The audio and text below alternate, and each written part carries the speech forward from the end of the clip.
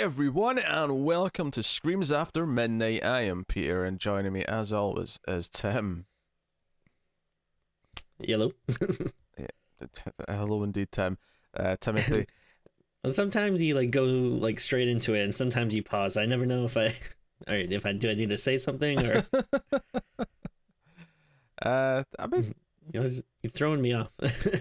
I might vary on the news a little bit, which is what this is your horror movie news edition of Screams After Midnight, our horror movie podcast. I feel like in the review episodes though, I always give you the hello pause. We'll see. Oh, we will, shall we? We will. So yes, so like I say, horror movie news. We didn't have an episode last week just because there wasn't enough news. Like I did assemble it, and there just wasn't that much there. There wasn't that much there this week either. But when I took last week's what little there was, and then this week's what little there was, and put them together, there's enough to talk about. I did have a lot of trailers to wade through though. I mean, I think Tim got like 5 in the end, but I started with like 12 potential trailers. So I had to wade through all those and sort of cut all the uninteresting ones or the whatever. So there you go. So yeah, but we got some news to look at. We're gonna kick off with a bit of news pertaining Scream 5 from the Ready or Not folk. And it's just that Courtney Cox has officially signed on to return. David Arquette's already signed on as well. So we got 2 of the big 3. Will Neve Campbell come back? Only one way to find out. Yeah. I mean, is she doing anything right now? Like, or does she need this? Or that was that was like a low key like burn right there. It's like, is she even like? I mean, like, what's she doing with her life? You know. Well, I mean, I don't know. Like, there's like like sometimes these people are on like some like CBS procedural show that it's like, oh, okay, they're busy and have money, they don't need to do this crap. But okay. Yeah, that's what I meant. Not just like, oh, like she sucks. No one, she needs this bad. Like, I don't know. Maybe she's very successful doing something I'm not aware of. But well, it does say at the bottom here actually that Neve Campbell did recently say that the negotiations are underway, so it's probably going to happen. Okay. Bizarrely, Matthew Lillard also expressed an interest in coming back. Which what? If you've seen the first Scream, that's a confusing little tidbit to add on there at the end. So. I don't know how that'll work out. Maybe he's got a twin brother. Sure. Okay. No, I mean, not Matthew Lillard, obviously. Stu, his character. Right. Well, I mean, but yeah. So, hey, it just so happens that we're recording this in the same day that we're recording a review for Scream 4, which you're not going to see for a while. Scream 4 is an October-thon episode, but it's just funny that we're doing Scream 5 news on the day that we're going to be discussing that. So, there you go. So, all you Ghostfacers, I don't know, is there a name for Scream fans? But Screamers. Screamers. All right. Next up, Amulet is a film that's coming out later this year, October specifically on VOD and DVD. It's coming out October 20th. This is Magnet Releasing putting it out. So this is Romala Garai, who was nominated for Golden Globes for Emma and the Hour. Directed this. It is a bit of nominated.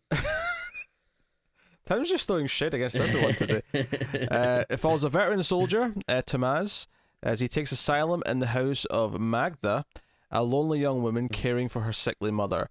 As Tamaz begins to grow closer to Magda, he discovers something sinister, creepy, decaying home. I actually think we get a trailer for this a while ago, because this sounds familiar, but it's got a release date and a release distributor now, so. I could have sworn I saw like people already talking about this, like they've seen it. I mean, like maybe there are some people that had like screeners or something, but I think it did. Maybe it came out internationally somewhere. Because I could swear that this was. I thought this was already out too, but this news is from this week, and obviously it's saying October, so I assume it came out in Canada or something like that. Like it's there, it's available somewhere, but. So Antebellum was a movie that had a very interesting trailer a long time ago, because I was getting this trailer in theaters back when I was still going to the theater. Remember that? Oh wow, part of our lives. So it got pushed back a couple times, but now who's it's doing this? Is it Lionsgate? I want to say it's Lionsgate. But yeah, Lionsgate. So they've given up. and they're going to put it out as a home release on September 18th. So we're going to have a Cool. new release, a relatively big one in the sense that it was supposed to be a theater release, and they've just given up because they keep pushing it back and they want to make some money. So Yeah. I think there's like also some news about a band named Antebellum or something. I don't know if this is a joke or if you're being serious. There's something like there's like a band named Antebellum, and then there's like another band that was like using the name or had a similar name, and then they're fighting about it or something. I don't know. I saw a bunch of people talking about Antebellum, but not Okay. like in a music wise. So I don't know. I guess this is at least good Antebellum news as opposed to the other news, which sounded like there's some conflict or something there. I don't know. I was fascinated. That was. I'm so glad that you took us through that little journey there. So that's coming September 18th. Maybe one of the things we saw into the Octoberthon, in all honesty, given it's so close. And then next up, just a week after September 11th. What? It's September 18th. It's 1 week after September 11th. So we'll have enough time to mourn, and then we'll be ready to watch this movie. What? What? I mean, I can't argue. I mean, yeah, it is a week later on the calendar. I'm failing to grasp the relevance to the release of Antebellum. I was saying, if anyone was maybe worried that they wouldn't, that it might be too close to the release date, I'm just saying, that they probably will have enough time to do their standard week of mourning, and then they can watch this movie. That's all I'm saying. I am moving on swiftly because I don't even know how to respond to any of that. So, yeah, we got a new film coming from Issa Rae, I think you pronounce her name. I could be slightly off there. That is, yes. Yes. Do you know that, or are you just saying that because you're being Tim? Golden Globe winner is a Ray. Tim's just making up things though. I know his thing. So Jordan Peele's producing a film. Oh, hell yeah. So yes. So where are we? Where's the title list? Sinkhole. Sinkhole is the name of the film. Right. Uh-oh. So yeah, Issa Rae was in Insecure. She was a star and creator, and she's working with Jordan Peele on this new film, Sinkhole. It's based on a short story by Alina Crow. The short story is about a young family which moves into their dream home except for the gaping sinkhole in the backyard. The mysterious sinkhole manages to fix broken and destroyed things. However, the story asks, what if the thing is a person? It sounds a lot like Pet Sematary. I'm just going to throw that out there. Wait, so like you throw things in this hole and it gets fixed? Yes, and then it says, but what if the thing was a person? So I'm getting Pet Sematary. What if you had a copy of the thing on DVD but it was scratched? You can. I think throw it in there. I think it would fix it. Yeah, I think you'd get it back. Although I would say, why are you still watching the DVD? You absolute pleb. Go get a Blu-ray. All right. No, that's great. I have like tons of yeah, like I do have some older like DVDs and games and CDs that are scratched, and yeah, I'd love if I could just throw them in a hole and they'd be nice and new. Tim, I'm just curious. You got a new TV relatively recently. Hell yeah. Right. How big is the TV? Probably 100 inches or something. I don't know. I'm guessing it's big. I don't know, but it's probably like 50 or something like that, right? Something in that range. Yeah, sure. 40, 50, 60, something in that range. As most people tend to have. Yeah. Standard definition DVDs were not built for TVs that size, right? They don't function anymore. I'm just saying, move on to at least Blu-ray, or I guess HD streaming if you're, or high definition DVDs if you have them. Yeah, if you've got a HD DVD collection right lying around. So yeah, go for it, I guess. Okay. This is a train wreck of a news episode this week. I don't even. No, that's twice in a row. Tim's flabbergasted me with selling this. All right. Hey, I like the sinkhole. I'm all for it. You're all for the sinkhole. Okay. Yeah, if it's fixing all my stuff, good on it. Yes. Moving on. So we got trailers. We're out of the trailers now. Thankfully.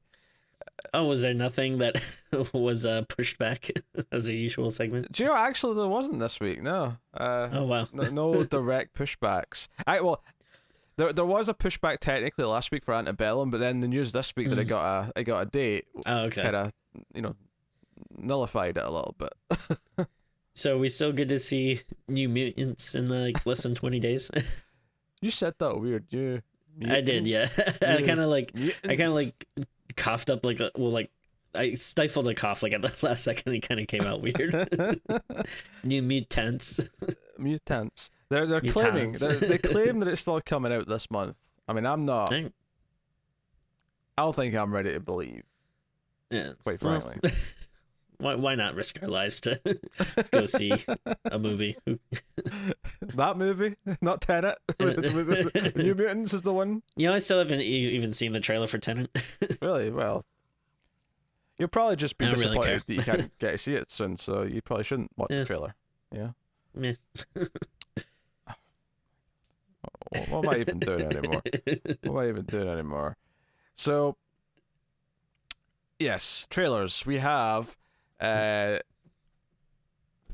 Blind is the name of the film, which when I sent the link to Tim, as I always do to get trailers, he was followed up, presumably after watching it, although I'm not convinced. He may have just been doing this as a stock joke thing, but he responded with the word "wow," as if he was very impressed or shocked by... Well, I just want to let you know that I watched it, so you're not like waiting on me. Like, are we good? Hey, I watched it. Wow. Yeah, so Marcel Walls directed Blind. Here's the description. You sure she didn't review it? I'm positive, okay? I'm positive. Okay. I've made that mistake once. How many news episodes have we done? How many times have I made that mistake? Once. Sitting there all high and mighty. Don't outshade this episode. Yeah. Is that nice? All right. I'm also very tired. This should be a fun stretch of recordings today. Faye is a former actress who lost her vision and starry career due to a botched laser eye surgery. Oh yeah, well, I'm definitely not getting laser eye surgery now. Not that I was thinking about it, but I've been put off now. Struggling to put her lonely and panic-stricken life back together while living alone in her Hollywood Hills dream home. She's supported by her visually impaired friend Sophia and her mute physical trainer. Has everyone she know got an impairment? This is a bit of a ragtag group. Wait a minute. How? So she's blind and she has a mute friend. How does that work? Yeah, that's I don't know. That's gotta be tough. Do you just like tap each other, or not each other, but like does she get tapped by the friend? Do they have to? I'm not trying to make light of this. I'm not saying a mute person and a blind person can't be friends, but there is a communication barrier. One would assume if you can't, signal to them. Seems like it would be tough. Yeah. Anyway, however, what none of them are aware of is the infatuated stranger secretly living in her basement. And the masked pretty boy doesn't want... That's the name of the... That's the Freddy Krueger or Jigsaw type thing. Pretty boy. Doesn't wait until dark to finally make his move. So the trailer here that we watched, basically, it's called Blind, and it's hard not to even just from the concept compare it to Hush. Just instead of a deaf person, it's a blind person. But there's moments in this trailer where like the killer's standing right in front of her and she's not reacting. So it's going for that. It's the blind version of Hush. Yeah, I mean, you can also kind of compare it to what's the other movie with Jurassic Park? No. With where the people break into the blind guy's house. Oh, Don't Breathe. Don't Breathe. Yeah. So it's also, I mean, obviously, like, you kind of reverse the roles, like the good guys. But I mean, it's also kind of similar to that. So that's kind of the reason why it didn't really excite me too much. Like, I'm definitely down to see it and I am intrigued, but yeah, I feel like we've kind of done, this thing before. I mean, not that you can't find a new angle on it or, do it well, but it's just not like super exciting. I also laughed when I saw that guy in the mask. Like, I think it's a stupid, like, it's a bit in the try hard side. I'll say that. And the concept's solid, but we have had similar things or a mix of similar things in the past few years. So it's got a bridge to or a hill to climb up because it's it feels a little derivative now, but I mean, it could be good. Yeah. And it's not like I wouldn't say the trailer is necessarily bad, but it didn't wow me. Like if maybe if it was doing something cool or unique or just very like, visually appealing or something, like even if it is derivative, if it has a good trailer, you can be like, oh hey man, this actually could be cool. But yeah, I mean, this was just like okay, Generic enough. we'll see. There was a thing it was doing occasionally stylistically where it was sort of like skipping a little bit of it was jump cutting and the head would be tilted without it, without moving in between, which it was an interesting little choice. Maybe if there's a lot of that in the movie, it can sort of stand alone because of its style as opposed to anything else. But so we'll see. It's coming out in the UK in November, so presumably we'll get more details about other release windows and whatnot as we go. But so that is Blind. Next up was a horror western, a trailer called The Pale Door, and it's about a gang of train robbers who rob a train thinking they're going to get a nice bit of loot in this crate that's at the back, this chest. But when they open it, there's a teenage girl. And you're maybe a little bit worried watching this trailer thinking, oh god, where's this going? But then she's like, hey, there's a reward if you take me back home. And she leads them to this brothel in this western town. And they're all quite happy. All the prostitutes are shacking up with them. They seem to all be in a good mood. But there's something demonic going on. There's scary stuff's happening. There's like movement underneath skin. And it seems like they may be part of a satanic cult or something.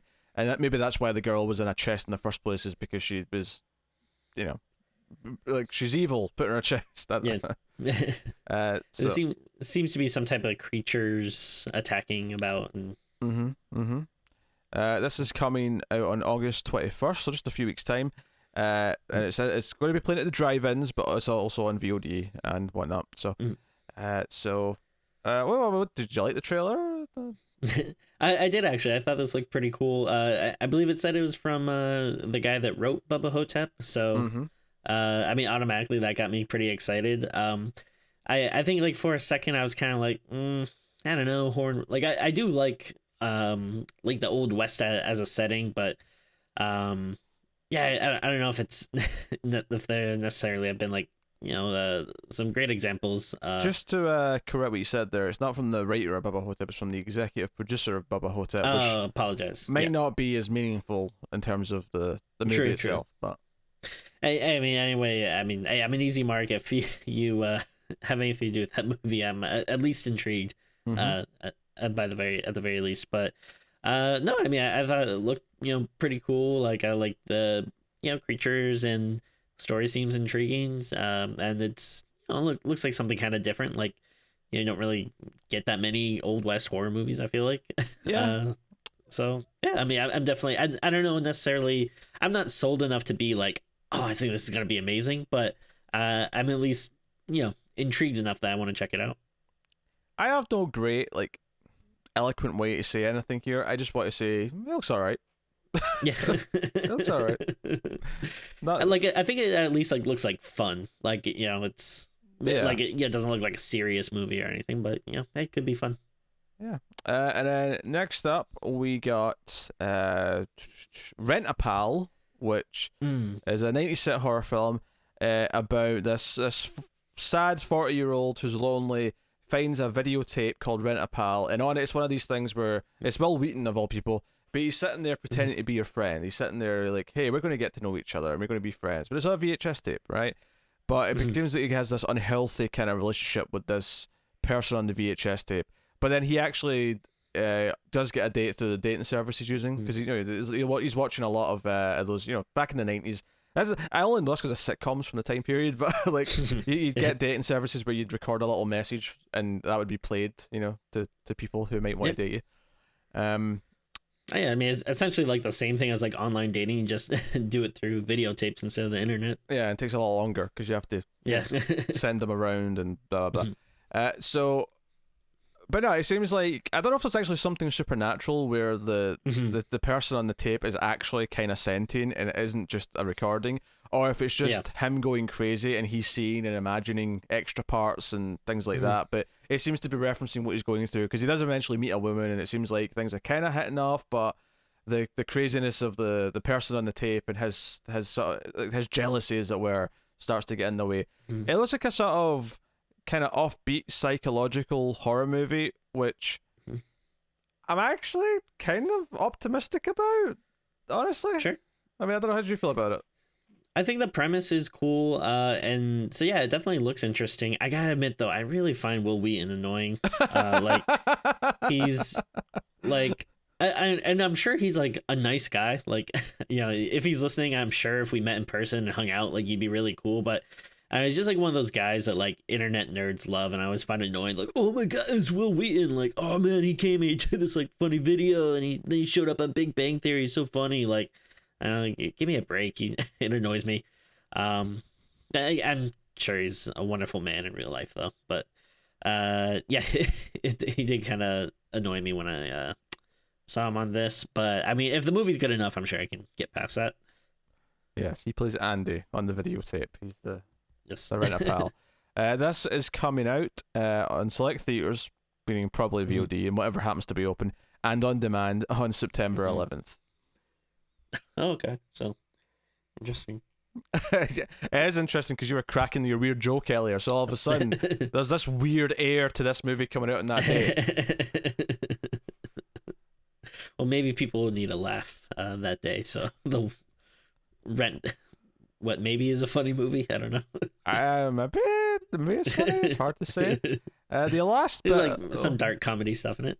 yeah, possibly. Yeah. The last bit of trailers here, news things. I speak English sometimes. It's Baba Yaga, Terror of the Dark Forest, and I mean, you definitely know about Baba Yaga because you're the sort of person who knows who Baba Yaga is. I don't really. So, what did you think of the trailer? Well, I mean, it didn't really get much of like Baba Yaga vibes from it. Like, obviously, the big thing I know her from is Hellboy, and of course she appeared in the last movie, but she's more prominently, or at least I prominently know her, as a bad guy in the comic books. But I mean, all the stuff I kind of think of, like when I think of her, like the weird house on the chicken leg and stuff, like I didn't really seem to have that much evident in the trailer. Instead, it just seemed like it was kind of like a generic supernatural movie that I don't know we've seen a million times. So not necessarily stoked for this. I would agree. It looks very generic. I mean, I appreciate that the trailer kind of slows down and has like a sort of extended scene play out when the kid's like in that was cool. the bedroom watching the baby camera. Like at least that was like, okay, it's not just cutting around a bunch of things, but the actual like jump scares and the hand creeping out just it felt a bit uninspired, I guess, was what I'd say. So yeah, I think like especially lately, it seems like there's just been a lot of movies about like, I don't know, like creatures taking babies and stuff. Like, not that it's necessarily like a thing that's never been done before, but it just seems like something we've seen a lot of lately. And I'm like, all right. Okay. So that's coming out on September 1st. So cool. All these movies coming out in September. Why not October? Big spooky month. I don't know. Maybe they've got other stuff ready for October. That's all I guess. All I could say. So the director of this is Sviatoslav Pudagevsky, if I'm saying that remotely correctly. Okay. I thought I'll give the director's name a try because it's a bit wacky, So there you go. That's basically it. We actually wrapped this one up fairly quickly, so I guess we could do a little. Was there one more trailer? I thought we did one more. Did we? Did I close a tab by accident? Let me check. I could be completely wrong. It just felt like we had one more than that. No, did that. No, I guess that's it. Oh, okay. That's funny. It felt like it was more. It felt like an eternity watching all these trailers. But yeah, I think we could do a quick round of what else we've been watching horror wise. Sure. One or two things I can mention. I'll kick off with a film that I don't think it's a must see by any means, but it was an interesting watch. An Australian film called Patrick that I watched last week. Okay. I've had that on my list for a while, but I haven't gotten around to it yet. Yeah, it's on Shudder and Prime, so it's easy enough to get a hold of. It's about a coma patient who's got telekinetic powers. So he's actually like awake doing stuff with his powers, but he's completely. I will say this though: the most notable thing about that movie is that the actor who's playing the patient who's got the powers is that he's just got this intense look in his face like the entire time. It's kind of impressive. It's a bit slow. It could easily have had like 20 minutes trimmed out of it because it's like almost 2 hours.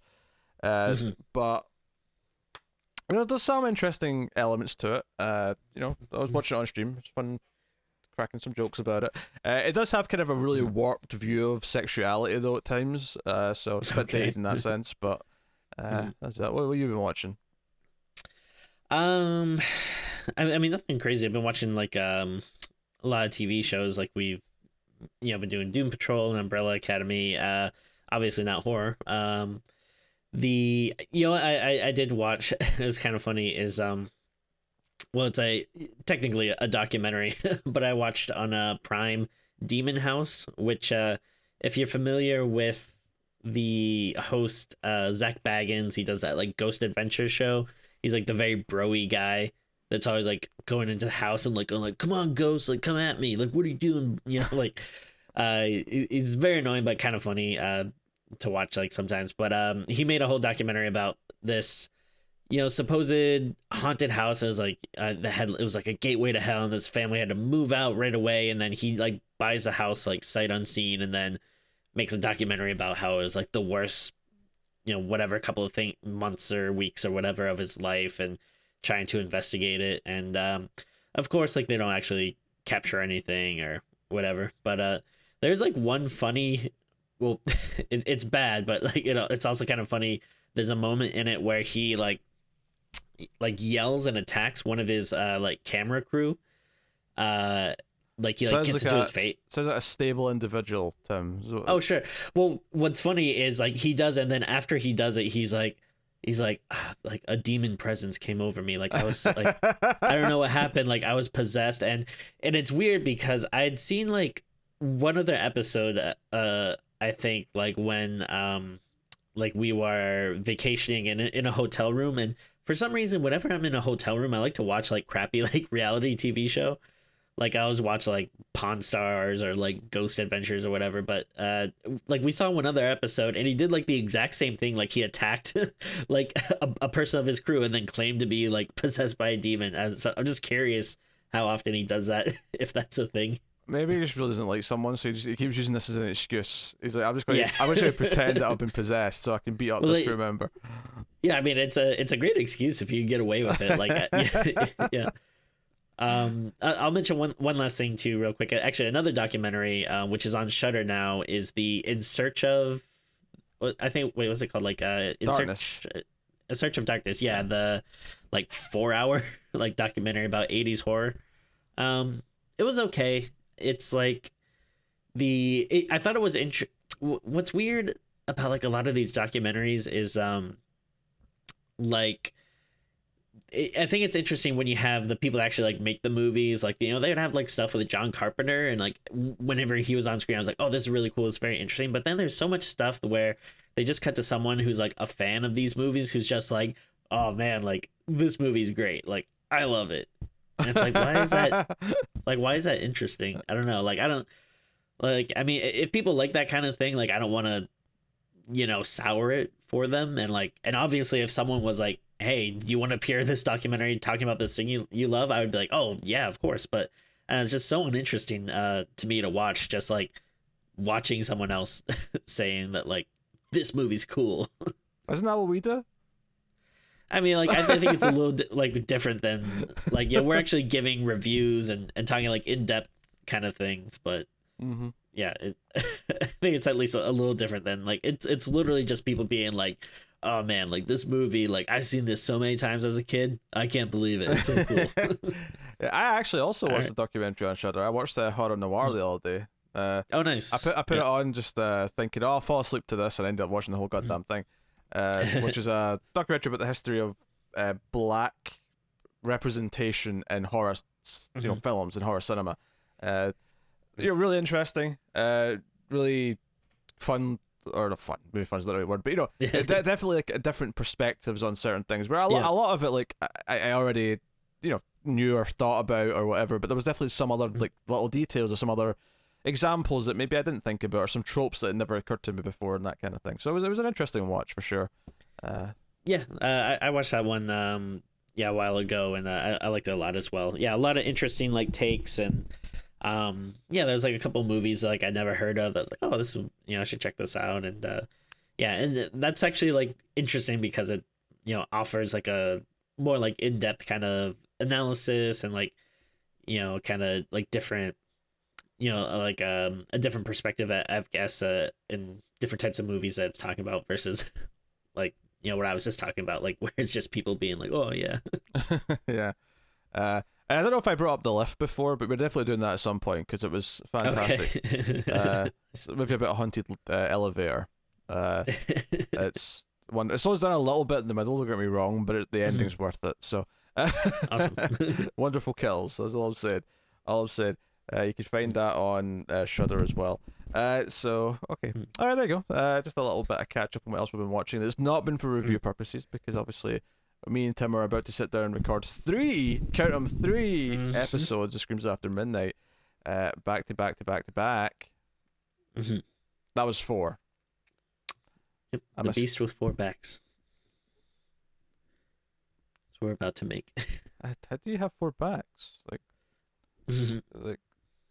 the back dictates it's the opposite of the front. So is there 4 fronts also? Yes. Okay. Have you ever heard of the beast with 2 backs? No. Okay, think about it. This has been Screams After Midnight. Let us know what you thought about the news we talked about in the comments below. Please do like is very important on YouTube. It helps us out a lot, and more people will find us. It's a nice, easy, and free way to support everything we do. You can also support us financially over at patreon.com/MailFuzzTV for as little as $1 per month, and you get some bonuses, including a bonus episode of Screams After Midnight every month. A review episode. So please go to check that out. There's a good 20 or so movie catalogue of them now over there. So go have a look. Otherwise, get us on Twitter at Screams Midnight, and that's us. So thank you very much once again for watching or listening. We always appreciate it. Keep watching scary movies, guys, and we will see you next time.